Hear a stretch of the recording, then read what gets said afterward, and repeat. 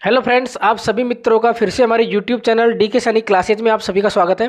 तो दोस्तों, आज की इस वीडियो में जो मैंने पिछली वीडियो के अंदर जहां पर 5.3 का 10% तक हमने जो है सॉल्यूशन कर लिया था, तो आज की इस वीडियो में प्रश्न नंबर 11 से लेकर टोटल जो 20 सवाल आपके दिए गए हैं, सारे के सारे क्वेश्चनों का सॉल्यूशन इस वीडियो के मैं अंदर जो है बताने वाला हूँ। वीडियो को पूरा जरूर देखना। और जो भी हमारे चैनल पर पहली बार है, इस वीडियो को पहली बार देख रहे हैं, तो हमारे चैनल से डायरेक्ट जुड़ने के लिए चैनल को सब्सक्राइब जरूर करें और वीडियो को लाइक करें।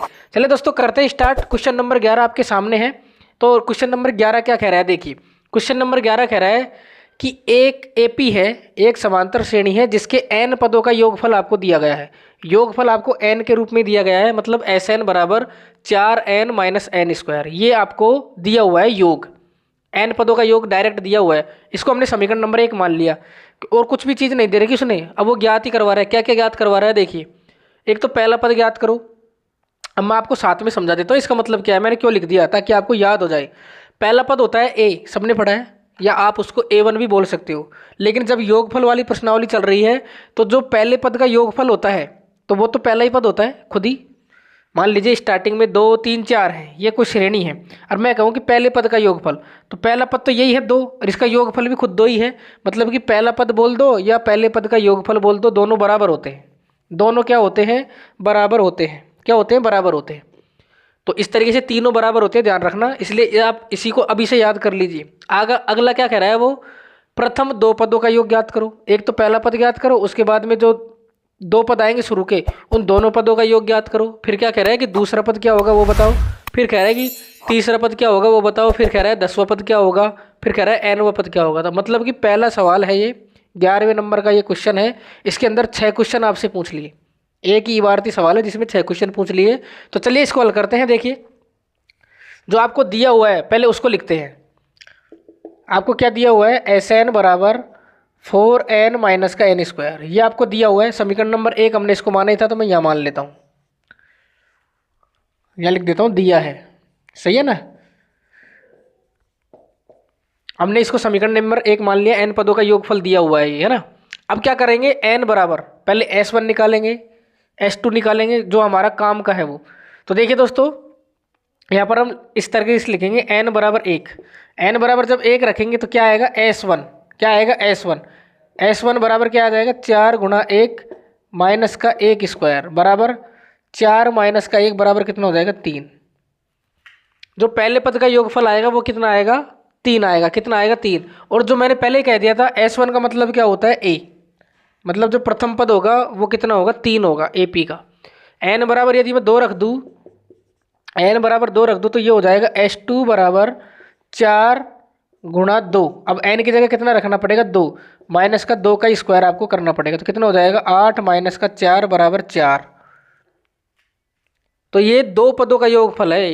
ये क्या है, 2 पदों का योग। प्रथम 2 पद का योग, तो 2 पद का योग हो गया 4। 2 पद का योग कितना हो गया, 4 हो गया है, क्योंकि S2 निकाला है ना हमने। तो प्रथम 2 पद का योग कितना आ गया, 4। एक तो पहला पद कितना आ गया, 1। ये तो हमारा उत्तर हो गया। फिर ये अगला कह रहा था कि प्रथम 2 पद का योग, तो प्रथम 2 पद का योग कितना आ गया, 4। क्योंकि जो S2 होता है ना, S2 का मतलब होता है कि 2 पदों का योग। तो 2 पदों का योग 4 आ गया। तो दूसरा उत्तर भी यहाँ पर हो चुका है। अगला है तीसरे नंबर पे, दूसरा पद क्या है। तो देखिए, सबसे पहले आपको सारवंतर निकाल लेना है।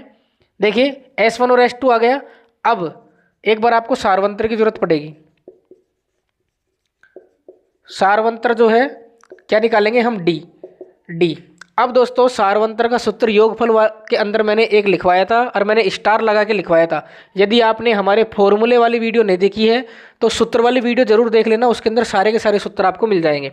तो सारवंतर जो होता है योगफल के रूप में, उसका फॉर्मूला मैंने लिखवाया था, S2 माइनस का 2S1। अब मुझे ये फॉर्मूला याद था, इसलिए दोस्तों मैंने पहले S1 निकाला है, फिर मैंने S2 निकाला। इस तरीके से 1 और 2 तक तो आपको निकालना ही है, यहाँ से हमारा काम हो जाएगा। तो सारवंतर जो D होगा, S2 कितना आया है, 4, माइनस का 2 गुणा S1 कितना आया है, 3। कितना आया है, 3। तो सारवंतर का पता चल जाएगा, 4 माइनस का 6, 4 माइनस का 6 बराबर माइनस का 2। मतलब कि सारवंतर कितना आ गया, माइनस का 2। कितना आ गया, माइनस का 2 आ गया है यहाँ पर सारवंतर। अब सारवंतर पता चल गया, तो आप तीसरा पद लिख सकते हैं। अब तीसरा पद, तीसरा पद लिखेंगे, कैसे लिखेंगे देखिए, तीसरा पद हो जाएगा A3, यही तो होता है सूत्र। इसका सूत्र कैसे बनेगा, A + 2D। मैंने पहले, अब तो आपको याद हो गया होगा क्योंकि लास्ट प्रश्नावली चल रही है। ये कैसे बनाते हैं पिछली वीडियो के अंदर मैंने सिखा दिया था। यहाँ पर ये 3 है तो यहाँ पर कितना आता है 2, क्योंकि सूत्र होता है nवां पद का an बराबर A + n-1 गुणा d, यही तो होता है। तो n-1 होता है इसलिए यहाँ एक कम होता है इससे, तो हमको तीसरा पद निकालना है। तो A3 बराबर हो जाएगा A का मान कितना है 3 + 2 और d का मान कितना है -2। तो ये कितना हो गया 3 - 4 बराबर -1।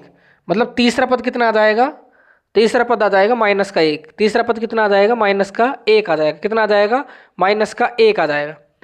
चलो ये भी हो गया, तीसरा पद भी हो गया। अब आपको 10वां पद निकालना है, तो 10वां पद निकाल लीजिए। ये हो जाएगा 10वां पद। 10वां पद का सूत्र हो जाएगा A10 बराबर A + कितना आएगा यहाँ पर 9D। यहाँ पर 10 है तो यहाँ पर कितना आएगा 9। तो इसका उत्तर भी आप निकाल लीजिए। A का मान कितना हो जाएगा, A का मान कितना है 3 + 9। D का मान कितना है, D का मान है दोस्तों -2। इसको हल करना है, 3 - 18। तो A10 का मान कितना आ जाएगा, 3 घटाएंगे तो 15, -15 आ जाएगा। यहाँ पर A3 का मान कितना आ गया -1। एक तो ये आ गया, एक आ गया ये। और आगे क्या कह रहा है कि nवां पद आपको निकालना है। nवां पद तो यहाँ पर लिख देंगे nवां पद। nवां पद AP का जो nवां पद ज्ञात करने का सूत्र होता है वो क्या होता है, an बराबर A + n-1 × d। तो nवां पद ही निकालना है अपन को। तो A का मान तो कितना है, A का मान है 3, n की जगह तो n ही आएगा। और D का मान कितना आ गया -2। कितना आ गया -2। इसको हल करना है तो ये हो जाएगा 3 और ये हो जाएगा कितना, इसको अंदर गुणा करेंगे तो ये हो जाएगा -2n + 2। तो ये हो जाएगा 5 - 2n। ये nवां पद आ गया। कौन सा पद आ गया, nवां पद। तो सारे के सारे जो क्वेश्चनों का आंसर है वो हो चुका है। तो मैं एक साथ जो है सारे के सारे उत्तरों को एक साथ लिख लेता हूँ। अर्थात या अतः यहाँ पर देखिए पहला पद जो जो पूछा था वो लिख लो। प्रथम पद तो कितना आ गया, A बराबर प्रथम पद आ गया 3। उसके बाद में इसने क्या पूछा था, प्रथम 2 पदों का योग। तो प्रथम 2 पदों का योग, या फिर आप ऐसे भी कर सकते हो, 2 पदों का योग निकालना है। तो देखिए जो पहला पद आया है ये A, और दूसरा पद निकालेंगे। मान लीजिए दूसरा पद आप निकालते हैं तो दूसरा पद कैसे निकालेंगे, A2 बराबर A + D तो करेंगे आप। A का मान तो 3 है ये रहा, और D का मान कितना है -2 है। -2 है तो एक ही तो आएगा, एक ही तो आएगा। दूसरा पद कितना आएगा, एक ही तो आएगा। तो यहाँ पर दूसरा पद आप निकाल लीजिए। प्रथम 2 पदों का योग तो ये इतना हो जाएगा 4 हो जाएगा। और दूसरा पद, एक बार दूसरा पद आपको निकालना है। अपन ने तीसरा पद तो निकाल लिया है, दूसरा पद क्या होगा ये हमने नहीं निकाला है दोस्तों। दूसरा पद आप निकाल लेना यहाँ पर। तो प्रथम 2 पदों का योग ये आ चुका है। S2 का मतलब क्या होता है, प्रथम 2 पदों का योग 4 होगा। प्रथम 2 पदों का योग ये तो कितना हो जाएगा दोस्तों 4। कितना हो जाएगा 4, क्योंकि S2 का मतलब होता है 2 पदों का योग। तीसरे नंबर पे क्या पूछ रहा है कि दूसरा पद क्या होगा, क्या पूछ रहा है वो, दूसरा पद। और दूसरा पद का सूत्र क्या होता है, A2 बराबर A + D, यही तो होता है। तो A का मान तो कितना है 3 और D कितना दिया गया है -2। तो ये कितना हो जाएगा 1 हो जाएगा। उसके बाद में तीसरा पद पूछा था, तो तीसरा पद कितना आ गया हमारे पास में -1। तीसरा पद कितना आ गया -1। उसके बाद में 10वां पद पूछा था उसने, तो 10वां पद कितना आ गया, 10वां पद आ गया यहाँ पर -15। और जो nवां पद पूछा था लास्ट में, मैं सारे के सारे उत्तर एक साथ लिख रहा हूँ। nवां पद कितना आ गया 5 - 2n। तो ये सारे का सारा जो ये आ गया, ये हमारा आंसर आ गया। इस प्रश्न का जो उत्तर है वो सारा का सारा मैंने एक साथ लिख दिया है। जो जो पूछा था वो समझ में आ गया आपको। तो इस तरीके से आपको हल करना है। तो दोस्तों ये क्वेश्चन नंबर 11 यहाँ पर कंप्लीट हो चुका है। इसको अपने नोटबुक में नोट करें। अगला जो क्वेश्चन नंबर 12 है वो हम यहाँ पर आपको बताने वाले हैं। तो यहाँ पर क्वेश्चन नंबर 12 का जो सॉल्यूशन है वो हम देखना चाहते हैं किस तरीके से होगा वो देखिए। क्वेश्चन नंबर 12 क्या कह रहा है, ऐसे प्रथम 40 मतलब n का मान 40 दे दिया।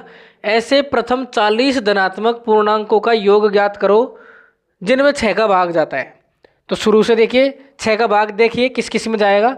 तो 6 से विभाजित होने वाले जो पूर्णांक है, धनात्मक पूर्णांक, उनकी बात हो रही है। तो यहाँ पर लिख देंगे हम 6 से विभाजित होने वाले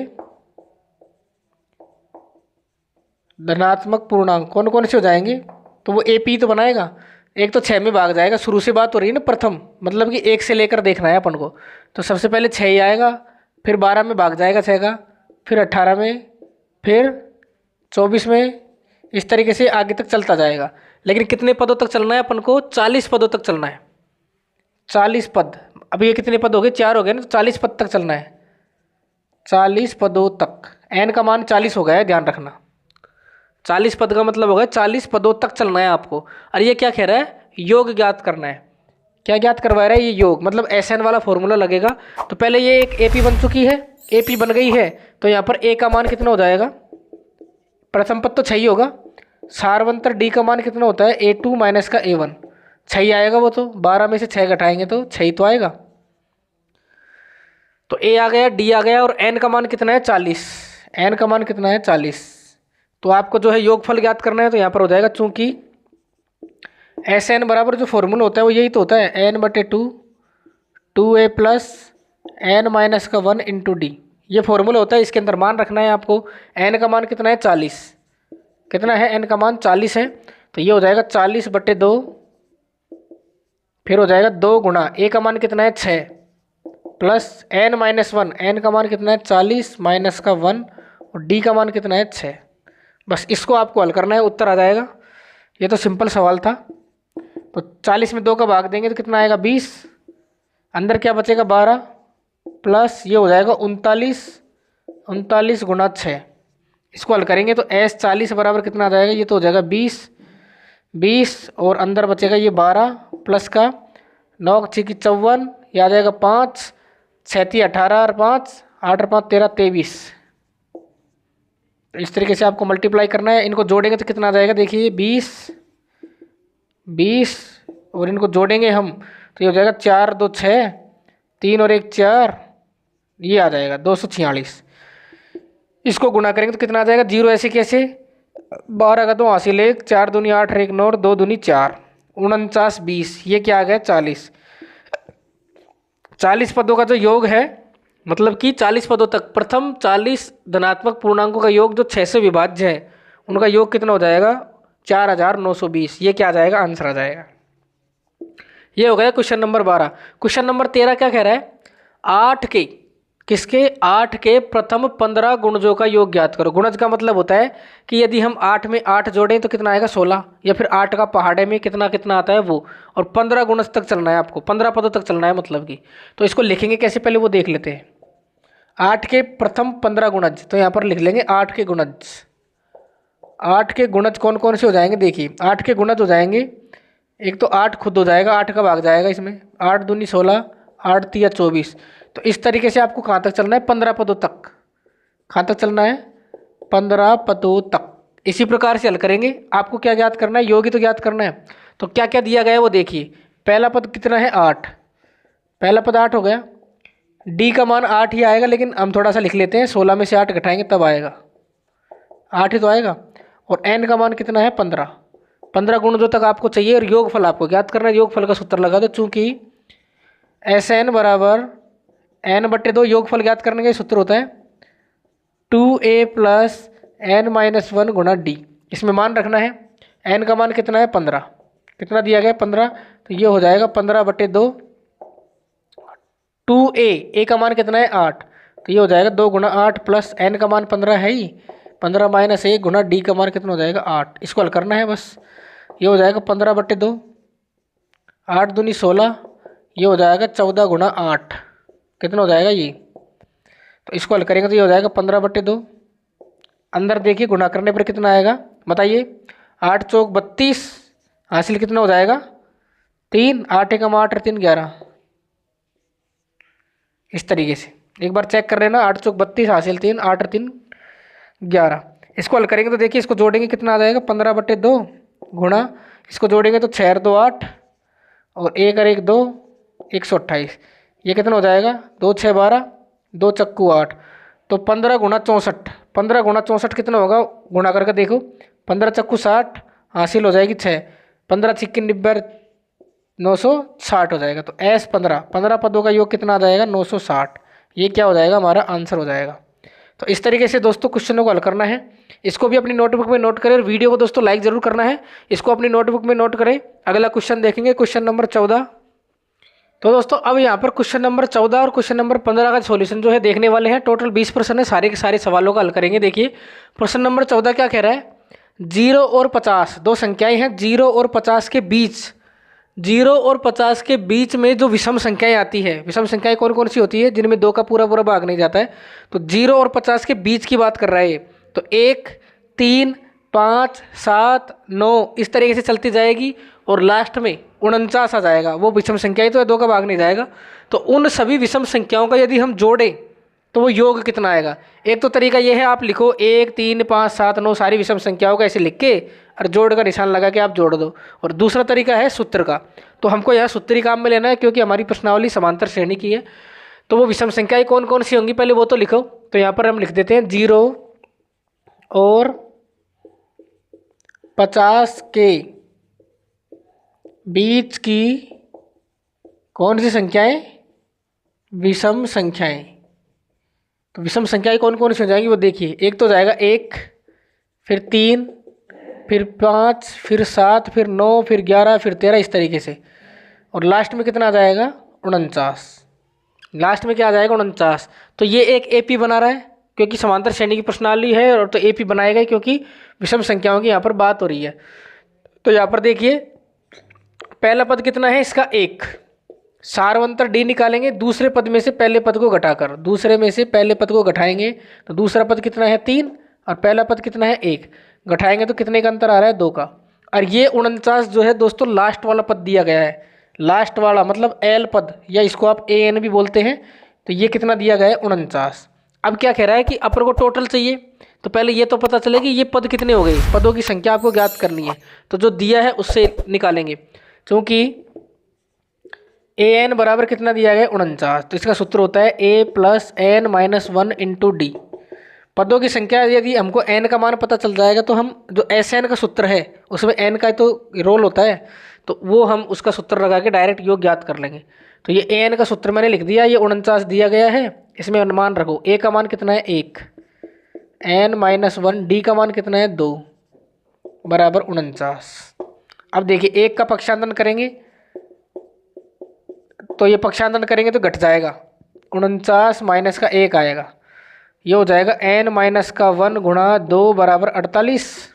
2 का भाग लगा देंगे अब इसमें, 2 का भाग लगाएंगे तो 24 बचेगा। n - 1 बराबर 24 और n का मान कितना आ जाएगा 25। 25 कैसे आ गया, ये जो 1 है इसका पक्षांतरण कर देंगे तो 24 + 1 हो जाएगा। तो n का मान आ गया 25। अब आपको योग ज्ञात करना है तो SN वाला सूत्र लगा दो क्योंकि n का मान ही तो चाहिए था। तो यहाँ पर लिख देंगे n पदों का योगफल का जो सूत्र होता है SN बराबर वो कितना होता है n/2 2a + n - 1 × D। यही तो होता है, इसमें मान रखना है। SN का मान कितना आ गया 25, कितना आ गया 25। तो ये हो जाएगा 25/2 2 गुणा a का मान कितना हो गया 1 + 25 माइनस का 1 गुणा D का मान कितना हो गया यहाँ पर 2, कितना हो गया 2। बस इसको हल करना है। ये हो जाएगा 25/2 अंदर हो जाएगा 2 × 2 + 24, 24 दूना 48 हो जाएगा ये। तो ये हो जाएगा 25/2 गुणा 48 में 2 जोड़ेंगे तो कितना हो जाएगा 50 और 2 से इसको काटेंगे तो 25 बार और 25 को जब 25 से गुणा करते हैं तो कितना आता है 625। कितना आ जाएगा 625 आ जाएगा। तो ये योगफल कितना आ गया विषम संख्याओं का योगफल 625, अर्थात 0 और 50 के बीच की विषम संख्याओं का योग कितना होता है 625 होता है। चलिए दोस्तों क्वेश्चन नंबर 15 क्या कह रहा है वो देखिए। क्वेश्चन नंबर 15 में बोलकर आपको बता देता हूँ। यहाँ पर मैंने थोड़ा सा हिंट लिख दिया है ताकि बार बार किताब ना देखना पड़े। यहाँ पर देखिए ये क्या कह रहा है, प्रश्न कह रहा है कि जो ठेकेदार है पहले दूसरे और तीसरे दिन का जो जुर्माना लगाता है, यदि लेट आते हैं काम पर तो वो पहले दिन तो 200 रुपये लगाता है, उससे अगले दिन 250 रुपये, उससे अगले दिन 300 रुपये, मतलब 50-50 रुपये बढ़ा रहा है वो जिस दिन लेट आता है वो। मैं फटकर सुना देता हूँ देखिए। निर्माण कार्य से संबंधित किसी ठेके में एक निश्चित तिथि के बाद कार्य को विलंब से पूरा करने के लिए जुर्माना लगाने का यहाँ पर प्रावधान किया गया है। इस प्रकार है प्रावधान कि पहले दिन के लिए 200 रुपये, दूसरे दिन के लिए 250 रुपये, तीसरे दिन के लिए 300 रुपये, इस तरीके से दिया गया। अर्थात इसका मतलब ये हुआ प्रत्येक अगले दिन विलंब यदि आता है तो 50 रुपये एक्स्ट्रा देने पड़ते हैं। तो हर बार एक्स्ट्रा देगा तो पहले दिन 200, फिर एक्स्ट्रा एक दिन विलंब आया फिर 250 ले लिए, उससे फिर आया तो 300, क्योंकि 50 रुपये बढ़ गई। तो इस तरीके से 50-50 रुपये बढ़ते जाते हैं। इस तरीके से 50 रुपये बढ़ रहा है, इसका मतलब अंतर किसका आ गया? 50 का आ गया। 50 का आ गया तो एपी बन जाएगी। 50-50 का अंतर यदि समान है सब जगह तो वो समांतर श्रेणी तो बनेगी। लेकिन ये लास्ट में क्या कह रहा है कि यदि वह इस कार्य में 30 दिन विलंब कर देता है, टोटल कितने दिन विलंब करता है? ऐसे करते करते वो टोटल 30 दिन विलंब करता है। तो 30 दिन के बाद में जो विलंब की राशि है, जुर्माने की राशि, वो कितनी देनी पड़ेगी? मतलब 30 पदों का योगफल ज्ञात करना है, कहने का मतलब ये है। तो ये देखिए 200, 250, 300 रुपये दे दिए। अब ये अगले दिन इस प्रकार से 50-50 का अंतर देकर ये बढ़ता जाता है। तो एक तरीके से जो एपी बनेगी हमारी अभिष्ट जो श्रेणी बनेगी, समांतर श्रेणी, वो किस प्रकार से बनेगी? वो इस प्रकार से बनेगी। पहला पद तो 200 आ जाएगा, पहले दिन विलंब शुल्क का इतना लेता है, फिर 50-50 रुपये बढ़ाता जाता है, फिर 250 लेता है, फिर 300 लेता है। तो ये सिलसिला 30 दिनों तक चलता है। 30 दिन तक विलंब आने की बात कर रहा है वो। कितने पदों तक चलता है वो? 30 दिन तक, मतलब 30 पद तक 30 दिनों तक विलंब आता है। तो इन सबको जोड़ना है, मतलब योग ज्ञात करना है अपन को, कहने का मतलब ये है। तो पहला पद कितना हो जाएगा? यहाँ पर देखिए ए बराबर हो जाएगा 200। पहला पद तो 200 हो गया। डी का मान कितना हो गया? 50। अंतर तो 50 का ही है ना, 250 में से 200 घटाएंगे तो 50 ही आएंगे। और एन का मान आपको पता चल गया कितना है? 30। और 30 पदों का ही जुर्माने का अपन को योग चाहिए, मतलब 30 दिन तक वो विलंब आता है ना, तो जुर्माने की राशि आपको चाहिए। तो यहाँ पर लिख लेंगे 30 दिनों के विलंब की 30 दिनों के विलंब आने की विलंब आने की जुर्माना राशि, ये अपन को निकालनी है, मतलब योग ज्ञात करना है। कहने का मतलब ये है कि आपको S30 निकालना है। S30 निकालना है, जबकि सूत्र क्या होता है? SN बराबर N/2 2A + N-1 गुणा D। ये क्या होता है? फॉर्मूला होता है। ये क्या होता है? फॉर्मूला होता है। बस अपन को S30 निकालना है, N का मान 30 रखना है। तो ये हो जाएगा 30/2, फिर हो जाएगा 2 गुणा A का मान कितना है? 200 + N-1 N का मान कितना हो गया? 30 -1 गुणा D का मान कितना हो गया? 50 के तो अंतर था। ये तो फॉर्मूला हो गया। अब इसका भाग देंगे तो ये जाएगा 15 बार। 200 को 2 से गुणा करेंगे तो कितना हो जाएगा? 400, प्लस ये हो जाएगा 29 गुणा 50, ये हो जाएगा 15, ये हो जाएगा 400, प्लस ये हो जाएगा 0। तो अब इसको हल करेंगे तो कितना हो जाएगा? देखिए 9 पंजे 45, हासिल लगी 4, 5 दूनी 10 और 4 कितना हो जाएगा? 1450 हो जाएगा ये। इसको हल करेंगे तो ये हो जाएगा 15 गुणा 400। जब हम इसमें ऐड करेंगे तो कितना हो जाएगा? 50 और 4 4 8, ये हो जाएगा दोस्तों 1850। तो 15 को 1850 से गुणा करेंगे तो कितना आएगा? 15 को 1850 से जब गुणा करेंगे तो कितना आएगा? जल्दी बताओ आप, जल्दी बताओ कितना आएगा? कितना आएगा? सही सही बताना, कोई भी गलत नहीं बताएगा, देख लो। 27,750 कितना आ जाएगा? 27,750। तो 30 दिनों के बाद में जुर्माने की राशि हो जाएगी दोस्तों इतनी, 27,750 रुपये जुर्माने की राशि आ चुकी है। तो 30 दिनों के बाद विलंब आने की जुर्मानी राशि कितनी हो जाएगी? इतनी। तो यहाँ पर लिख देंगे अतः 30 दिनों के विलंब की जुर्माना राशि कितनी हो जाएगी? वो हो जाएगी दोस्तों 27,750 रुपये। ये क्या हो जाएगा? हमारा आंसर हो जाएगा। तो इस प्रकार से आगे के जितने भी क्वेश्चन दिए गए सारे के सारे सोल्व करेंगे। पहले आपको जो है इनको नोटबुक में नोट करना है। तो यहाँ पर 15 प्रश्न हो चुके हैं, टोटल 20 प्रश्न आपको हल करने हैं। तो दोस्तों क्वेश्चन नंबर 16 का जो सॉल्यूशन है वो देखते हैं। क्वेश्चन नंबर 16 क्या कह रहा है? स्क्रीन पे आपको क्वेश्चन दिखाई दे जाएगा, मैं बोलकर आपको बता रहा हूँ। क्वेश्चन नंबर 16 क्या कह रहा है? किसी स्कूल के विद्यार्थियों को उनके समग्र शैक्षिक प्रदर्शन के लिए 7 नगद पुरस्कार देने के लिए 700 रुपये की राशि रखी गई है। पुरस्कार कितने देने हैं? टोटल 7, मतलब n का मान कितना हो गया? 7 हो गया, ध्यान रखना। टोटल कितने पुरस्कार देने, 7, तो n का मान कितना हो गया, 7 हो गया। 7 पुरस्कार देने हैं और पुरस्कार देने के लिए 700 रुपये की जो राशि है वो रखी गई है। टोटल कितनी राशि है, 700 रुपये। टोटल कितने रुपए की राशि दी गई है, टोटल मतलब जो योग दिया गया है आपको 700 रुपये का योग दिया गया है। मतलब कि S7 जो है वो आपको 700 दिया गया है। कहने का मतलब ये है 7 जो राशि आपको देनी है 7 पुरस्कार की, उनका योग आपको 700 रुपये दिया गया है। यदि प्रत्येक पुरस्कार अपने ठीक पहले वाले पुरस्कार से 20 रुपये कम है, मान लीजिए पहले पुरस्कार को x रुपये मिल गया तो दूसरे को कितना मिलेगा, x माइनस का 20, क्योंकि ठीक पहले वाले से 20 रुपये कम देने हैं। मान लीजिए मुझको x मिल गया तो मुझसे ठीक बाद वाले को कितना मिलेगा, x माइनस का 20, फिर उससे ठीक बाद वाले को x माइनस का 20 माइनस 20 मतलब कि 40 कम मिल जाएगा, उससे अगले वाले को 60 कम, इस तरीके से जो है 20-20 कम होता जाएगा।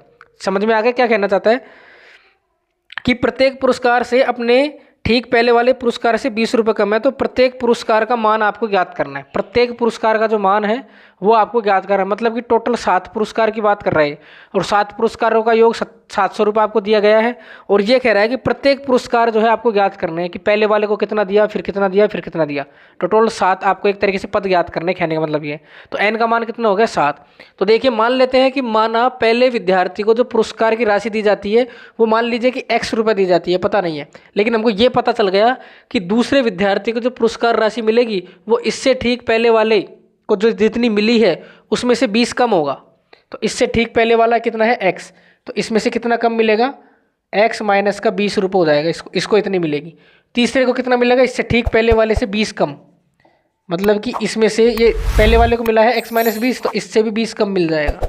मतलब कि कहने का मतलब ये है ये कितना आ जाएगा, x माइनस का 40 रुपये।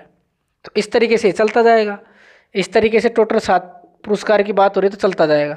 तो एक अभिष्ट AP बनेगी आपके पास में, अभिष्ट AP बनेगी। वो कैसे बनेगी, पहला पद तो x हो गया, दूसरा पद क्या बनेगा, x माइनस का 20, तीसरा पद क्या बनेगा, x माइनस का 40। इस तरीके से कितने पद तक चलना है अपन को, टोटल 7 पुरस्कार है ना, तो 7 पदों तक आपको चलना है। मतलब कि 7 पुरस्कार अपन को देने हैं। अब उसने क्या क्या दिया गया है वो देखिए। पहला पद कितना हो गया, पहला पद हो गया x, d कितना होगा, दूसरे पद में से पहले पद को घटाएंगे तभी तो d आएगा। तो वैसे भी 20 आने वाला है क्योंकि 20-20 का अंतर है, तो हम घटा भी देते हैं यहाँ पर x माइनस का 20। A2 कितना है, x माइनस का 20, इसमें से कितना घटाएंगे, x, तो कितना आ जाएगा, माइनस का 20 आ जाएगा d का मान। और n का मान कितना है, n का मान है 7, टोटल 7 ही तो पुरस्कार हैं। अब इसने क्या कहा है कि टोटल राशि कितनी है, 7 पुरस्कार अपन को देने हैं, टोटल राशि है कितनी, 700 रुपये है। तो यहाँ पर चूंकि दिया है 7 पुरस्कारों का योग, मतलब कि S7 आपको 700 दिया गया है। जो जितने भी 7 पुरस्कार है टोटल राशि तो आपके पास कितनी है, 700 तो है, उसको 7 में बांटना है, मतलब 7 का योग कितना आएगा, यहाँ पर 700 आएगा। अब इसका सूत्र क्या होता है, इसका सूत्र हो जाएगा 7/2, 2 गुणा a का मान कितना है, x, a का मान x है, प्लस n-1, मतलब कि 7 माइनस का 1 गुणा d का मान कितना है, माइनस का 20, और ये किसके बराबर, 700 के। सूत्र कैसे लगाया, चूंकि हम जानते हैं, क्या जानते हैं कि Sn बराबर होता है n/2 2a plus n-1 into d, ये क्या होता है, सूत्र होता है। तो ये हमने लिख दिया। S7 को हम ऐसे लिख सकते हैं 7/2, 2 गुणा a होता है तो a का मान x दिया हुआ है, 7 माइनस 1 गुणा ये हो जाएगा कितना, माइनस का 20 d का मान। इसको बस हल करना है, कुछ नहीं करना है आपको। देखिए इसको हल करेंगे तो देखिए ये हो जाएगा 7/2, ये हो जाएगा 2x, और ये कितना हो जाएगा 6, और 6 को माइनस के 20 से गुणा करेंगे तो माइनस में ही आएगा, माइनस का 120 बराबर कितना हो गया, 700। अब देखिए ये 7 जो ऊपर है ये कट जाएगा, कितनी बार जाएगा, ये 100 बार, फिर 100 200 से गुणा होगा तो 2x माइनस का 120 बराबर 200, कितना हो गया, 200 हो गया। तो 2x बराबर ये 120 इधर को जाकर जुड़ जाएगा तो कितना हो जाएगा, ये 320। 200 में जब 120 जोड़ेंगे इधर को जाएगा तो 320 हो जाएगा। 320 में 2 का भाग लगेगा, 320 में 2 का भाग लगेगा, क्योंकि यहाँ पर 2 है, 2 का भाग लगेगा तो कितना जाएगा, ये 160। मतलब कि x का मान कितना आ गया, 160 आ गया। मतलब x का मान कितना आ गया, 160, मतलब कि पहला पद आ गया 160। जब ये 160 आ गया तो यहाँ पर 160 में से आपको 20 घटाना है। ये तो पहले पुरस्कार की राशि आ गई 160, दूसरे पुरस्कार की राशि 20 घटा देंगे, तीसरे पुरस्कार की राशि के लिए 40 घटा देंगे। तो ये कह रहा है कि सातों पुरस्कार आपको ज्ञात करने हैं। तो सातों पुरस्कार के लिए हम यहाँ पर हो जाएंगे पुरस्कार की अभिष्ट राशि, देखिए इस प्रकार से 7 पुरस्कारों की राशि। तो देखिए पहला पुरस्कार की राशि की बात करेगा तो कितना आ गया 160, 160 रुपये आ गया पहला। तो उसके बाद में ये तो एक पहला आ गया 160 रुपये, दूसरा कैसे आएगा 160 में से 20 घटाना पड़ेगा। तो 160 में से 20 घटाएंगे तो कितना आएगा 140 रुपये। फिर 160 में से 40 घटाएंगे तो कितना आएगा 160 में से 40 घटाएंगे तो कितना आएगा 120 रुपये, मतलब कि 20-20 का अंतर करना है आपको। तो 160 रुपये, फिर 140 रुपये, फिर 120 रुपये, फिर 100 रुपये। तो 1 2 3 4, फिर कितना आ जाएगा 80 रुपये, और फिर कितना आ जाएगा 60 रुपये। तो ये आंसर हो जाएगा। तो पहले पुरस्कार वाले को 160 रुपये मिलेंगे, दूसरे वाले को 140 रुपये, तीसरे वाले को 120 रुपये, चौथे वाले को 100 रुपये, पाँचवें वाले को 80 रुपये, और ये छठे वाले को कितना हो जाएगा 60 रुपये। 1 2 3, अपन को 7 पुरस्कार है ना, और एक और है 7वें नंबर का, कितना 40 रुपये मिलेगा इसको। अब यदि हम इन सबको जोड़ेंगे तो हमारे पास कितना आएगा 700 ही आएगा, मतलब 700 टोटल 700 रुपये बांटने हैं, वो इस प्रकार से जो है बंटने वाले हैं। तो आपको समझ में आ गया। अगला है क्वेश्चन नंबर 7वां। इसमें कक्षा 12 तक की बात हो रही है, कक्षा 1 से लेकर कक्षा 12 तक के विद्यार्थियों की बात हो रही है। तो वो क्या कह रहा है वो देखिए, यहाँ पर क्या कर रहा है वो मैं आपको पढ़कर सुना देता हूँ, और ध्यानपूर्वक समझना, इस प्रश्न को तभी समझ में आएगा। एक स्कूल है, उस स्कूल के विद्यार्थियों ने वायु प्रदूषण को कम करने के लिए, कौन से प्रदूषण को, जो वायु प्रदूषण होता है उसको कम करने के लिए स्कूल के अंदर और बाहर, स्कूल के अंदर और बाहर पेड़ लगाने के बारे में सोचा। यह निर्णय लिया गया कि प्रत्येक कक्षा का प्रत्येक अनुभाग अपनी कक्षा की संख्या के बराबर, अपनी कक्षा की संख्या के बराबर पेड़ लगाएगा। प्रत्येक अनुभाग जो है, अनुभाग का मतलब होता है एक तरीके से मान लीजिए जैसे कि सेक्शन बटे होते हैं ना, तो उस तरीके से मान लीजिए सेक्शन होता है अनुभाग। तो उस कक्षा के विद्यार्थी उस कक्षा की संख्या के बराबर, कक्षा की संख्या जैसे मान लीजिए पहली कक्षा है तो पहली कक्षा 1 पेड़ लगाएगी, क्योंकि कक्षा कौन सी है पहली कक्षा है तो 1 ही पेड़ लगाएगी, कक्षा दूसरी 2 पेड़ लगाएगी, कक्षा तीसरी 3 पेड़ लगाएगी। इस प्रकार से समझ में आ गया आपको। अगर 12वीं कक्षा है तो कितने पेड़ लगाएगी 12 पेड़ लगाएगी, ये समझना है। लेकिन प्रत्येक अनुभाग लगाएगा। यदि एक अनुभाग है तो वो जैसे कि मान लीजिए कक्षा है 12वीं और एक अनुभाग पेड़ लगा रहा है तो 12 गुणा 1, लेकिन मैं कहूँ कि 2 अनुभाग कक्षा 12 के 2 सेक्शन पेड़ लगाएंगे तो 12 पेड़ लगाएंगे, और 2 सेक्शन लगाएंगे तो 2 से गुणा करना पड़ेगा, 3 सेक्शन लगाएंगे तो 12 को 3 से गुणा करना पड़ेगा। समझ में आ गया। जितने सेक्शन पेड़ लगाएंगे उतने ही सेक्शन उस कक्षा की संख्या के बराबर जो है गुणा हो जाएगा। समझ में आ गया। मैं पढ़कर सुना देता हूँ आगे क्या कह रहा है। देखिए ये कह रहा है कि उदाहरण के लिए इसने आगे बताया भी हुआ है कि कक्षा 1 का एक अनुभाग 1 पेड़ लगाएगा। एक अनुभाग का मतलब एक सेक्शन है तो 1 ही पेड़ लगाएगा, 2 की बात करेगा तो 2 लगाएगा, 3 की बात करेगा तो 3 लगाएगा। कक्षा 2 का एक अनुभाग 2 पेड़ लगाता है तो 3 अनुभाग कितना लगाएगा 3 गुणा 2, इस तरीके से। कक्षा 3 का एक अनुभाग 3 पेड़ लगाएगा, कक्षा तीसरी की बात हो रही है तो 3 ही पेड़ लगाएगा, कक्षा 4 की बात हो रही है तो 4 पेड़ लगाएगा, लेकिन जितने सेक्शन हो गए उससे आपको गुणा करना पड़ेगा। तो इस तरीके से पेड़ ये लगातार चलता रहता है, कक्षा 12वीं तक चलेगा ये प्रोग्राम। प्रत्येक कक्षा के, अब ये क्या कह रहा है सुनना, प्रत्येक कक्षा के 3 अनुभाग है, मतलब कि 3-3 सेक्शन में कक्षा बटी हुई है। तो एक सेक्शन जो पेड़ लगा रहा था वो कक्षा की संख्या के बराबर लगा रहा था, लेकिन 3 सेक्शन है तो आपको 3-3 से गुणा करना पड़ेगा। समझ में आ गया। तो आप इस तरीके से मान सकते हैं। ये लास्ट में क्या कह रहा है कि इस स्कूल के विद्यार्थियों के द्वारा लगाए गए कुल पेड़ों की संख्या जो है आपको ज्ञात करनी है। कुल पेड़ आपको ज्ञात करने पड़ेंगे, मतलब टोटल योग चाहिए अपन को। तो देखिए मान लेते हैं कक्षा 1 2 3 dot dot dot dot dot कक्षा 12, इस तरीके से टोटल, क्योंकि 12 तक लिखेंगे तो ज़्यादा लंबा हो जाएगा, तो फिर एपी किस बात की। तो हम मान लेते हैं, माना कक्षा 1 के 3 अनुभाग, सबके 3-3 अनुभाग की बात कर रहा है। कक्षा 1 के 3 अनुभाग पेड़ लगाते हैं, कितना पेड़ लगाएंगे वो देखिए। कक्षा 1 का एक अनुभाग होता, यहाँ पर 1 अनुभाग होता तो कक्षा की संख्या के बराबर पेड़ लगता। कितना? 1 ही तो लगता पेड़, 1 पेड़ लगता। लेकिन यहाँ पर 3 अनुभाग है, 3 सेक्शन, एक एक पेड़ लगाएंगे तो टोटल कितने पेड़ लग जाएंगे? 3 पेड़ लग जाएंगे। ये ध्यान रखना। तो यहाँ पर 3 अनुभाग की बात हो रही है तो 3 से तो गुणा करना ही पड़ेगा कि 3 अनुभाग, 3 अनुभाग पेड़ लगाते हैं, पेड़ लगाते हैं। तो यहाँ पर देखिए 3 अनुभाग सब में है तो 3 तो सब में ही आएगा। और इधर को कक्षा की संख्या, कक्षा दूसरी है तो 2 पेड़ लगाएगी, कक्षा तीसरी है तो 3 पेड़ लगाएगी। ये हो जाएगा 6, ये हो जाएगा 9।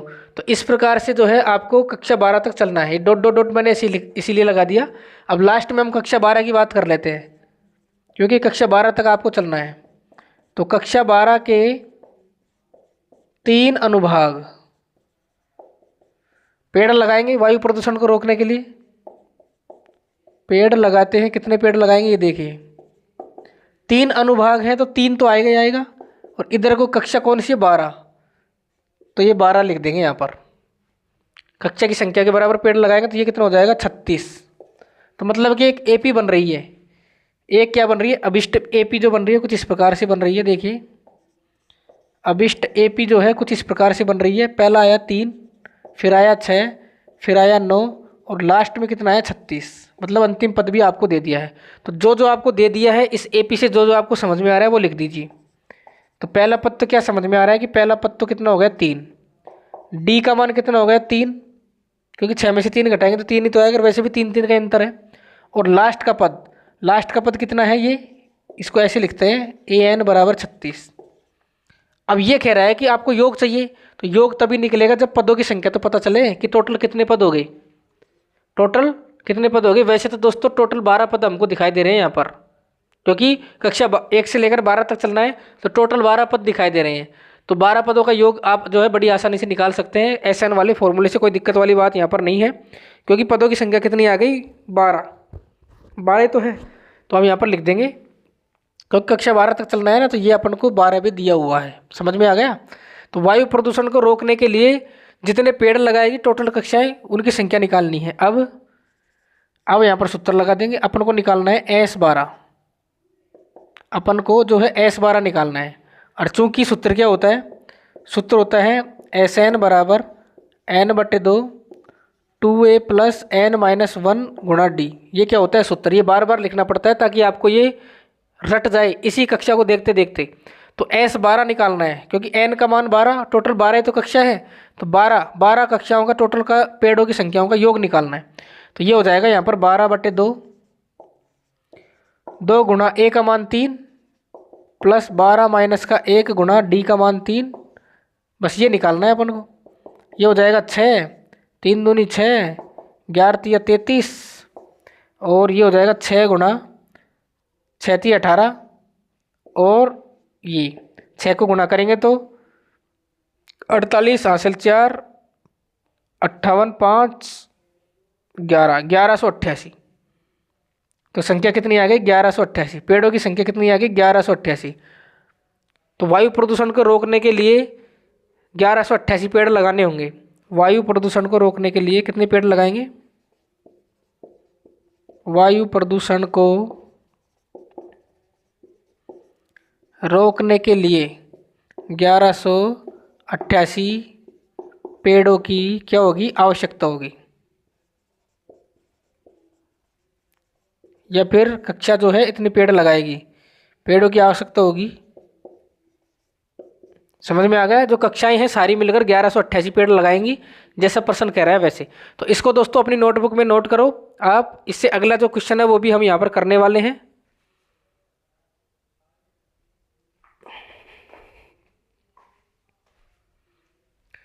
तो यहाँ पर दोस्तों 6 यहाँ पर आ गया 6 + 33। इनको जोड़ेंगे तो कितना आएगा? इनको जोड़ेंगे 6 और 33 को जोड़ेंगे तो आ जाएगा यहाँ पर 6 तो ये पहले से ही है और ये गुणा हो जाएगा किससे? इससे। 6 जोड़ेंगे तो हो जाएगा 6 3 9 39 हो जाएगा। ये 39 हो जाएगा ना। तो 39 हो जाएगा। तो 6 को जब 39 से गुणा करेंगे तो कितना आएगा? 6 नाम 54 हासिल 5 6 × 18 और 8 और 5 13, तो 234। मतलब कि वायु प्रदूषण को रोकने के लिए कितने पेड़ लगाने होंगे यहाँ पर? 234 पेड़ लगाएंगे। सारी कक्षाएं मिलकर, सारे विद्यार्थी मिलकर कितने पेड़ लगाएंगे? यहाँ पर 234 पेड़ लगाएंगे। तो इस प्रकार से दोस्तों यहाँ पर क्वेश्चन हो चुका है। क्वेश्चन नंबर 16 और क्वेश्चन नंबर 17 जो है यहाँ पर हो चुका है। तो यहाँ पर आप लास्ट में लिख भी सकते हैं, अतः वायु प्रदूषण को वायु प्रदूषण को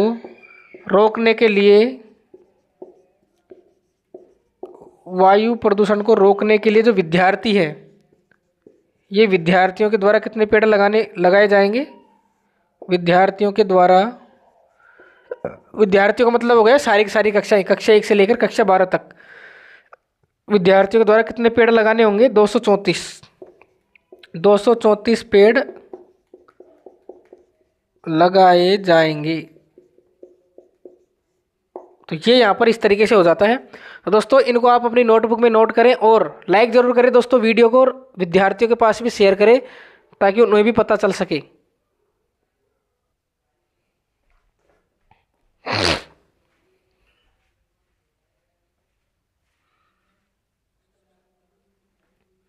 तो दोस्तों क्वेश्चन नंबर 18 क्या कह रहा है? आपको स्क्रीन पे जो है क्वेश्चन दिख जाएगा, मैं बोलकर आपको बता देता हूँ। देखिए क्वेश्चन को ध्यानपूर्वक समझना है, काफ़ी बड़ा क्वेश्चन है। केंद्र ए और बी, दो प्रकार के केंद्र दिए गए हैं। केंद्र ए से प्रारंभ करते हुए बारी बारी से केंद्रों ए और बी को लेना है। पहले केंद्र ए फिर बी, फिर दोबारा केंद्र ए फिर बी, इस प्रकार से चलता रहेगा। और ये कह रहा है कि त्रिज्या है, केंद्र ए को लेंगे तो त्रिज्या हो जाएगी 0.5, बी को लेंगे तो 1 हो जाएगी, फिर दोबारा ए को लेंगे तो 1.5 सेंटीमीटर, इस प्रकार से त्रिज्या जो है लेनी है आपको। और 13 ऐसे वृत्त दिए गए हैं। तो ये त्रिज्या वाले उत्तरोत्तर अर्धवृत्तों को खींचकर, वृत्त नहीं है पूरा, अर्धवृत्त की बात हो रही है। मतलब कि जो वृत्त के सूत्र होते हैं उनमें यदि 2 का भाग दे दिया जाए तो अर्धवृत्त के सूत्र यहाँ पर बन जाएंगे। तो यहाँ पर आगे क्या कह रहा है? ये अर्धवृत्तों को खींचकर एक सर्पिल बनाया गया, जैसा कि आकृति में दर्शाया गया है। जैसे कि मान लीजिए ये जो अर्धवृत्त है ना, ये अर्धवृत्त है, इसकी लंबाई है दोस्तों L1, यहाँ से लेके यहाँ तक की L1 है, तो इसका केंद्र होगा ये। और यहाँ से लेके यहाँ तक की लंबाई है जो L2 है, इसका केंद्र हो गया B। इस प्रकार से इसका हो गया A, इसका हो गया फिर से B। तो इस प्रकार से चलता जाना है। टोटल 13 पद तक चलना है। त्रिज्या आपको लेनी है, पहले वृत्त के लिए 0.5, दूसरे के लिए एक त्रिज्या लेनी है 1, तीसरे के लिए 1.5 लेनी है। इस तरीके से आपको लेते हुए जाना है। आगे क्या कह रहा है? जैसा कि आकृति में दर्शाया गया है। 13 क्रमागत अर्धवृत्त, कितने अर्धवृत्त हैं? टोटल 13। तो मैंने यहाँ पर पहले लिख दिया है कि 13 पदों तक आपको चलना है ताकि आपको समझाने में आसानी हो। तो 13 क्रमागत अर्धवृत्तों तक आपको जो है चलना है, और इस सर्पिल की यहाँ से पकड़ना है, और आपको ये पूरी जो लंबाई है 13 अर्धवृत्तों तक, वो टोटल लंबाई ज्ञात करनी है। तो अर्धवृत्तों की लंबाई कैसे आएगी? आपको अर्धवृत्त की परिधि का सूत्र पता होना चाहिए। तो देखिए वृत्त की परिधि का सूत्र होता है 2πr, लेकिन अर्धवृत्त के लिए 2 का भाग लग जाएगा, तो अर्धवृत्त की परिधि का सूत्र क्या हो जाएगा? πr, only for πr। यहाँ पर पाई का मान 22/7 लेना है जो लिखा हुआ है, और संकेत क्या दिया हुआ है? क्रमशः केंद्रों A B dot dot dot ऐसे लेना है वाले अर्धवृत्तों की जो लंबाई होगी वो L1, L2, L3, L4 इस प्रकार से आपको माननी है। पहले अर्धवृत्त के लिए L1, दूसरे अर्धवृत्त के लिए L2 लंबाई माननी है। ऐसे आपको ये कह रहा है। पाई का मान 22/7 लेना है, एन का मान 13 हो गया, 13 पदों तक चलना है।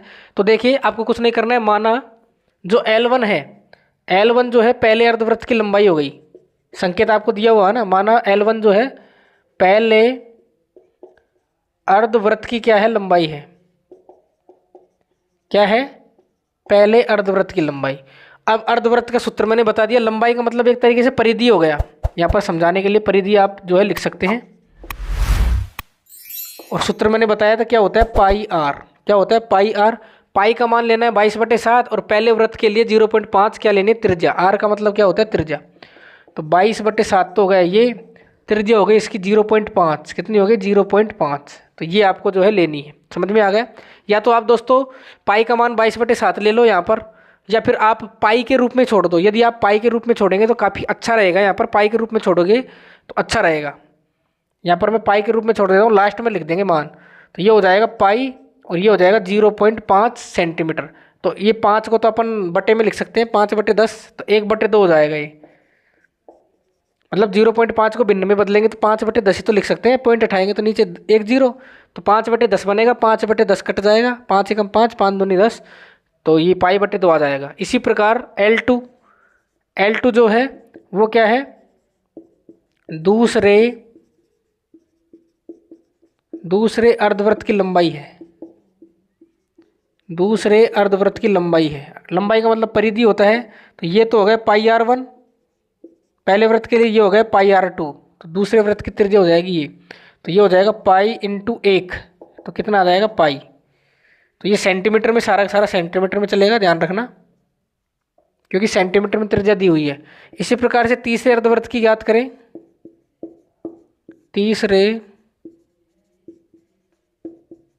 तीसरे अर्धवृत्त की लंबाई, तो ये कितनी हो जाएगी, πr3, पाई 1.5 सेंटीमीटर में लिखेंगे तो कितना हो जाएगा, इसको देखिए 15/10 लिख सकते हैं, इसको 15/10 लिखेंगे, काटेंगे तो 5 × 15 और 5 दूनी 10, 3π/2, ये अपन इसको लिख सकते हैं। तो इस तरीके से आपको 13 पदों तक चलना है, डॉट डॉट डॉट करके 13 पदों तक आपको चलना है।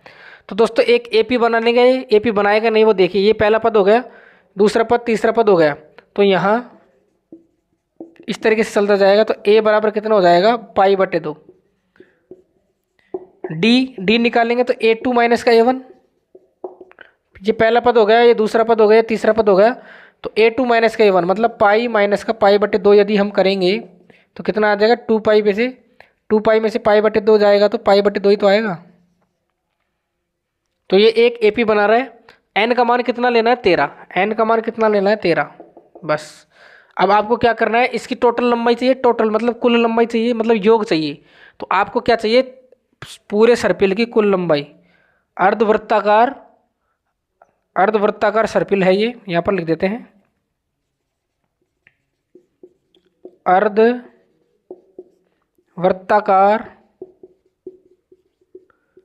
सर्पिल की कुल लंबाई, अपन को यही तो चाहिए,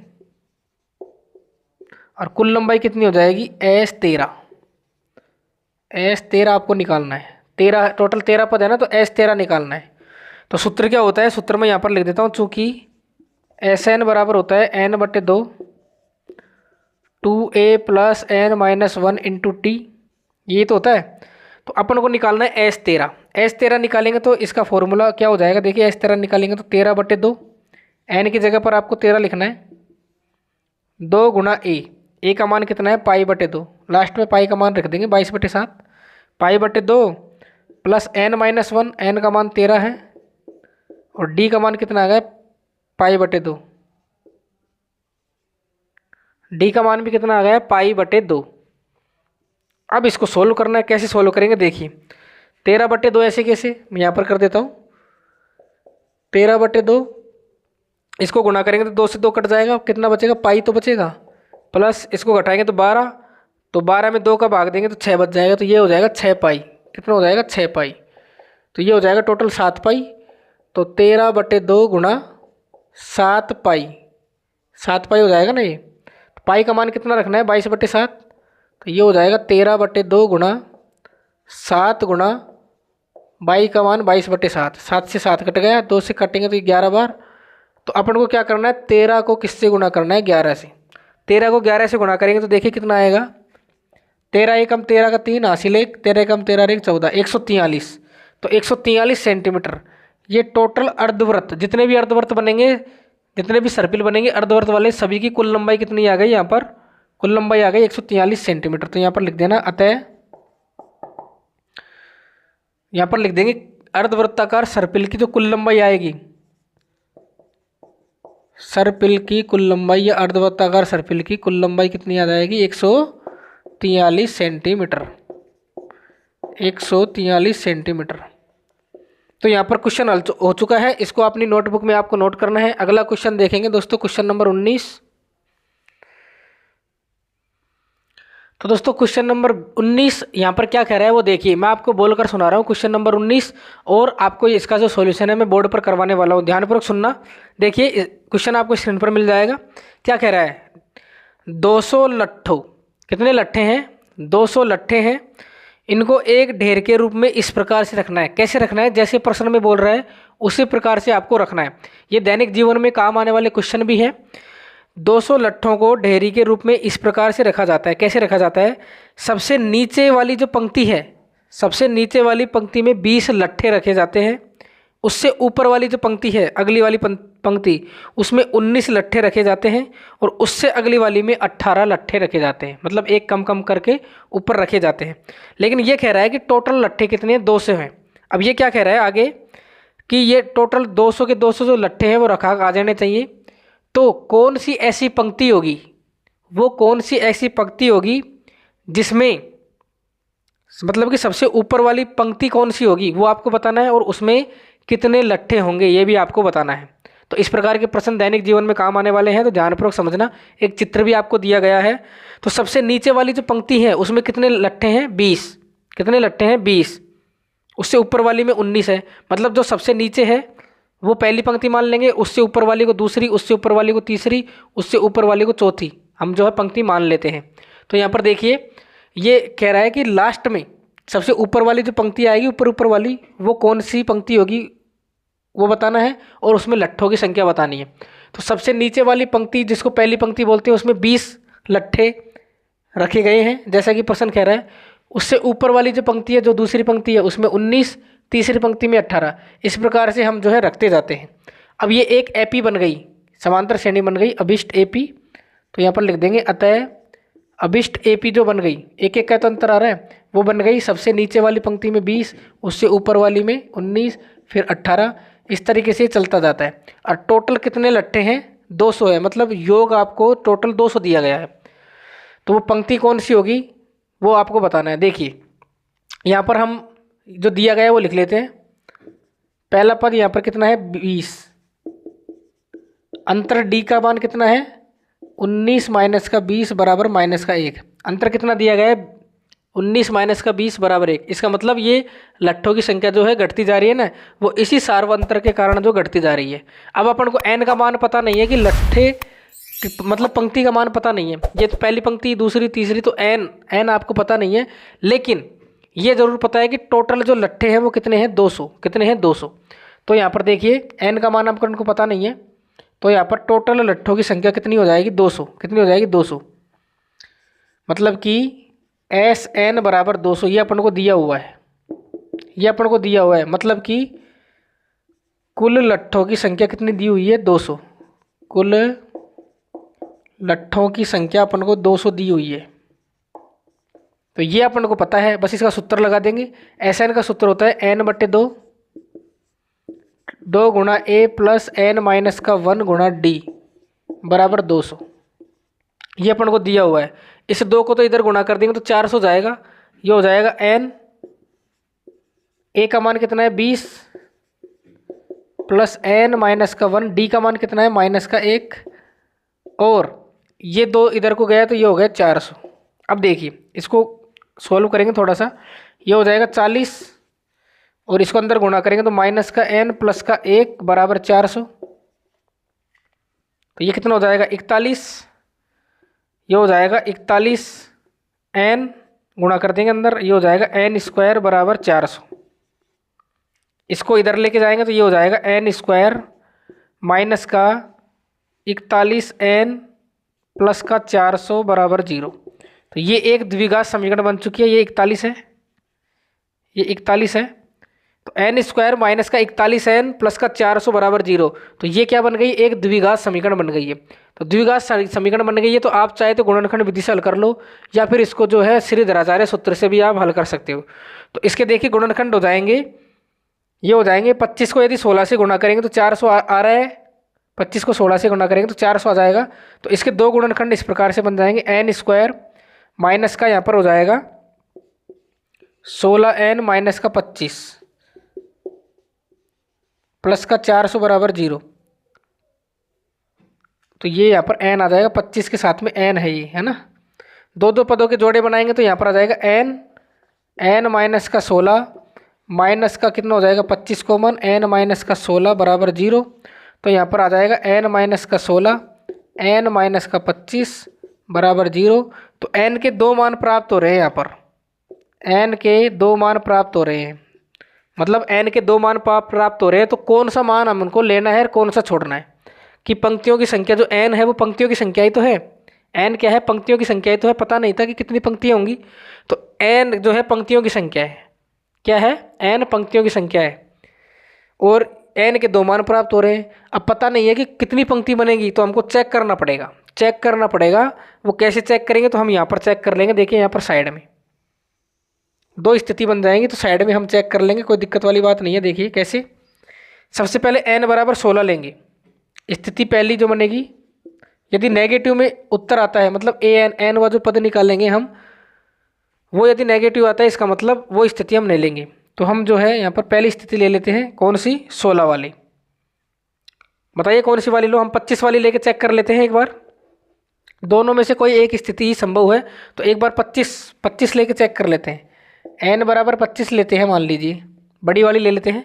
तो एन बराबर 25 लेंगे, तो एन वो पद अपन को निकालना पड़ेगा। ए एन अपन को निकालना है। एन वो पद आपको निकालना है, तो ए एन वो पद कितना हो जाएगा? ए 25 बराबर, यहाँ पर इसका फॉर्मूला लिख देता हूँ सबसे पहले ताकि आपको समझ में आ जाए। ए एन बराबर होता है a plus n minus 1 into d. तो ये ए 25 अगर मान लीजिए एन 25 लेते हैं, तो ए का मान कितना हो गया? ए का मान है 20, एन का मान 25 है, तो ये हो जाएगा 25 माइनस का 1 गुना डी का मान कितना है? माइनस का 1। माइनस का 1 ही तो है। इसको हल करते हैं। ये हो जाएगा 20, ये हो जाएगा 24, ये हो जाएगा माइनस का 24। मतलब कि एन व पद, मतलब कि ए 25 जो आ रहा है वो माइनस का 4 आ रहा है। मतलब कि 25वीं पंक्ति में माइनस का 4 लट्ठे क्या हम रख सकते हैं क्या? लट्ठों की संख्या तो प्लस में रखेंगे ना। मतलब कि अब ये n बराबर 25 हम काम में नहीं लेंगे, क्योंकि ये संभव नहीं है। ये संभव नहीं है क्योंकि माइनस में लट्ठे थोड़ी होते हैं। ये संभव नहीं है, इसलिए 25 को छोड़ना पड़ेगा। स्थिति सेकंड हम काम में लेंगे। यहाँ पर स्थिति जो सेकंड है वो यहाँ पर काम में लेंगे। n बराबर 16। n बराबर 16 से अब हम निकालेंगे a16। तो a16 का सूत्र बन जाएगा a प्लस 15 डी। a16 का सूत्र ये बन जाएगा। तो a16 कितना आ जाएगा? a का मान तो है 20, 15 को किससे गुणा करेंगे? माइनस के 1 से। तो ये आ जाएगा कितने? 5। 20 में से 15 जाएगा तो 5 ही तो आएगा। इसका मतलब क्या हो गया कि 16वीं पंक्ति बनेगी। मतलब कि सबसे ऊपर वाली जो पंक्ति आएगी वो 16वीं पंक्ति आएगी और उसमें लट्ठों की संख्या कितनी होगी? 5 होगी। तो यहाँ लिख देंगे अतः सबसे ऊपर वाली पंक्ति, सबसे ऊपर वाली पंक्ति 16वीं होगी, जिसमें कितने लट्ठे होंगे? 5।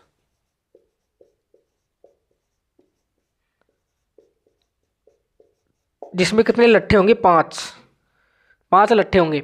अब क्वेश्चन नंबर 20 देखिए, ये यहाँ पर हो चुका है, इसका आ चुका है यहाँ पर सॉल्यूशन। क्वेश्चन नंबर 20 क्या कह रहा है वो देखिए। क्वेश्चन नंबर 20 में जो है एक आलू दौड़ की प्रतियोगिता हो रही है। एक आलू दौड़ की क्या हो रही है?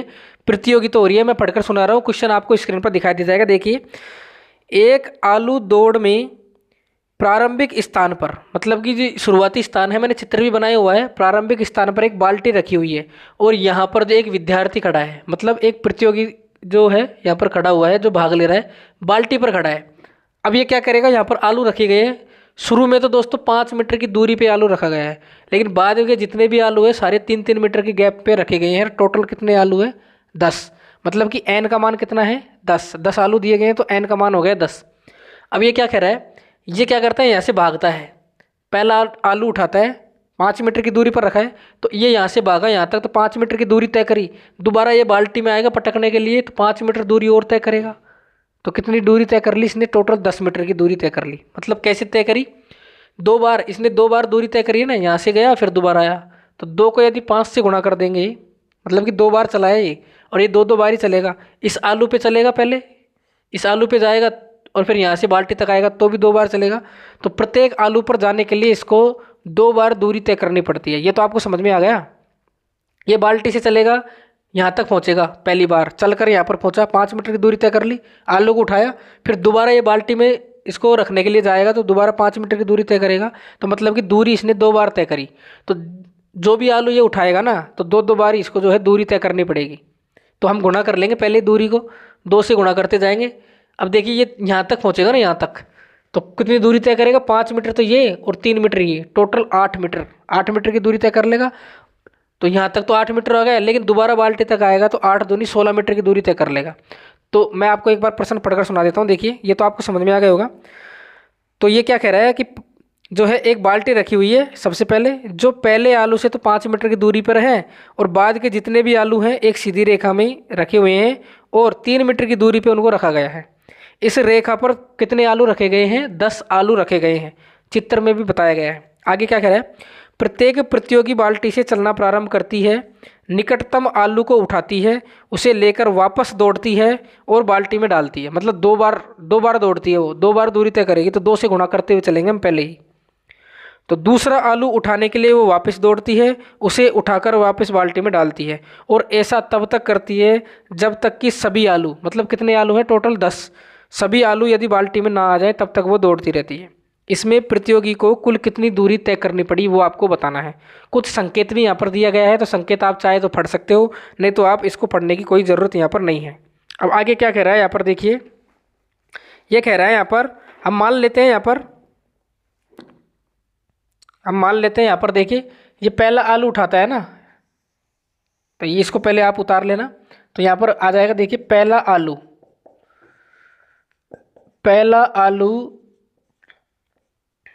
बाल्टी में डालने, पहला आलू उठाने, मतलब कि बाल्टी में डाल रहा है, ये हम बाल्टी तक की बात कर रहे हैं। पहला आलू उठाकर बाल्टी में डालना, पहला आलू उठाकर बाल्टी में डालने की दूरी, कितनी दूरी तय करेगा वो देखिए, 2 डबल दूरी तय करी उसने, 2 बार चला, तो हम सबको 2 से गुणा करते हुए चलेंगे। 2 गुणा कितना मीटर गया पहले आलू के लिए, 5 मीटर, तो मतलब कि दूरी उसने 10 मीटर की दूरी तय कर ली। दूसरे आलू की बात करें, दूसरे आलू को बाल्टी में डालने की दूरी या चली हुई दूरी, देखिए 2 से तो गुणा करना पड़ेगा क्योंकि डबल बार दूरी तय करेगा, यहाँ तक पहुँचेगा फिर दोबारा यहाँ आएगा बाल्टी में डालने के लिए। तो कितनी दूरी तय करी, 5 मीटर ये, और ये कितनी हो गई 3 मीटर, तो 5 और 3 कितना हो गया 8, 5 + 3, तो 5 और 3 कितना हो गया 8, 8 को 2 से गुणा करेंगे तो कितना हो जाएगा 16 मीटर। इसी प्रकार से जो तीसरा आलू है उसके लिए भी कर लेते हैं। तो सभी के लिए तो हमको ज़रूरी नहीं है, 3 पद निकाल लेते हैं। तो तीसरे आलू को बाल्टी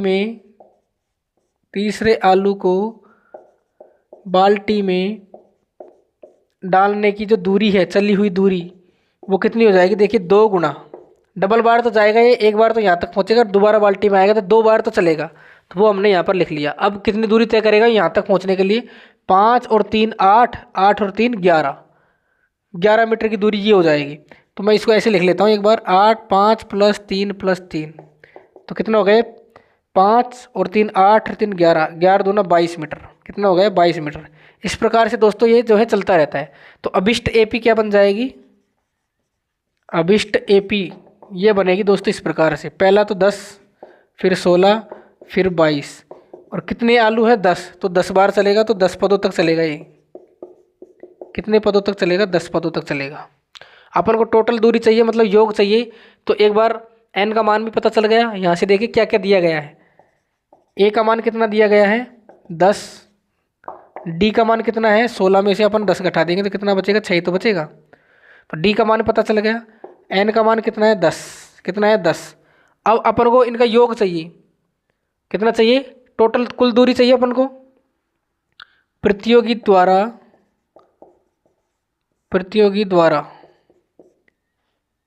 चली गई कुल दूरी या तय की गई कुल दूरी, मतलब कि पूरा का पूरा योग चाहिए। और वो योग कितना आएगा S10,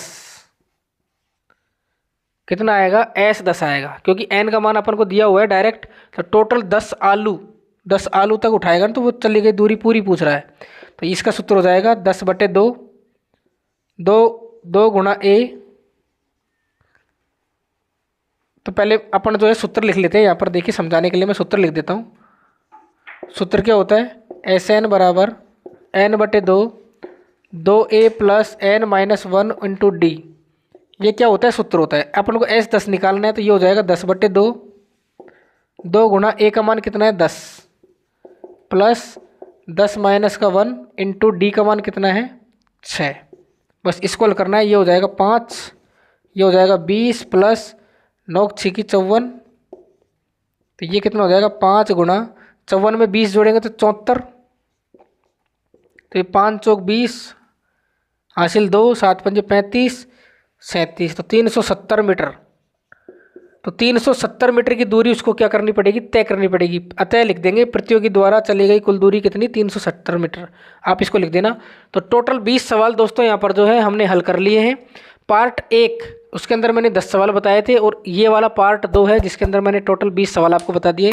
वीडियो कैसी लगी, वीडियो को लाइक ज़रूर करें। चैनल से जुड़ने के लिए दोस्तों चैनल को सब्सक्राइब जरूर करें, और आगे भी इसी तरीके से जो है आपको आगे की प्रश्नावलियों के सॉल्यूशन जो है मिलने वाले हैं। इसलिए दोस्तों सब्सक्राइब करके ज़रूर जाना, और इस वीडियो को अपने क्लास के मित्रों के पास भी शेयर करना है, और टेलीग्राम चैनल को भी ज्वाइन कर लेना। वहाँ पर भी जो है आपके इंपॉर्टेंट क्वेश्चन जो है उनकी PDF वगैरह सब कुछ उपलब्ध हो जाती है। टेलीग्राम चैनल को भी ज्वाइन करें। चलिए दोस्तों आज के लिए बस इतना ही, फिर मिलेंगे नेक्स्ट वीडियो में। तब तक के लिए आप सभी का धन्यवाद।